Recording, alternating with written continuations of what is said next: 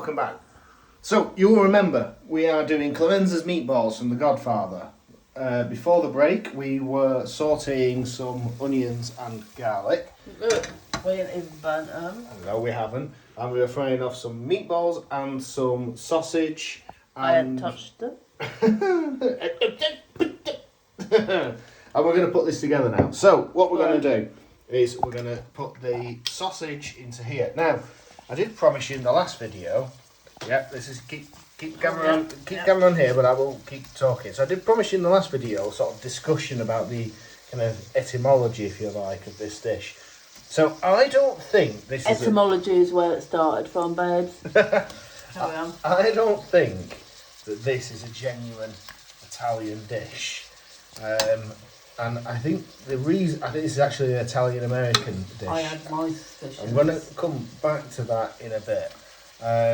But what we're going to do is we're going to add the meatballs and we're going to add the sausage just like that. We're going to add some tin tomato. Don't be afraid of using tin tomato. It's obviously no. This is really good stuff. Sorry, don't worry, everyone. I am. There we go. We're going to add in some red wine. Waste. We're going to add it. Oh no, not at all. It's going to be delicious. We're going to add in some tomato puree, and then we're going to give it a good season with.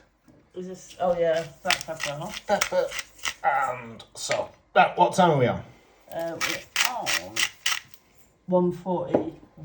Oh, we've got plenty of time. So let's just do a nice loving close-up of this being stirred in. So what we'll do is we'll give this about 45 minutes to cook and boil down. In the meantime, let me come on to what it was that I was talking about in terms of the etymology of this dish. So, back up to me. So, like I say, in the film, we don't see the whole thing. We don't know what it is. But, you know, you can start reading through the cookbooks. We've got the old Elizabeth David here. Nothing like this in Elizabeth David. This is the classic Italian cookbook. My suspicion is it's Italian-American, because even if you look in Elizabeth David for a bolognese recipe, it doesn't have tomato in. It doesn't have red wine in. It's a white wine dish. Completely different. We're going to make that next time you see us. We'll do that during the week. We'll make a proper bolognese sauce. We're going to add in this stock. We're going to turn the heat up, and when we come back, we will have this complete and we'll be serving it up. Bye.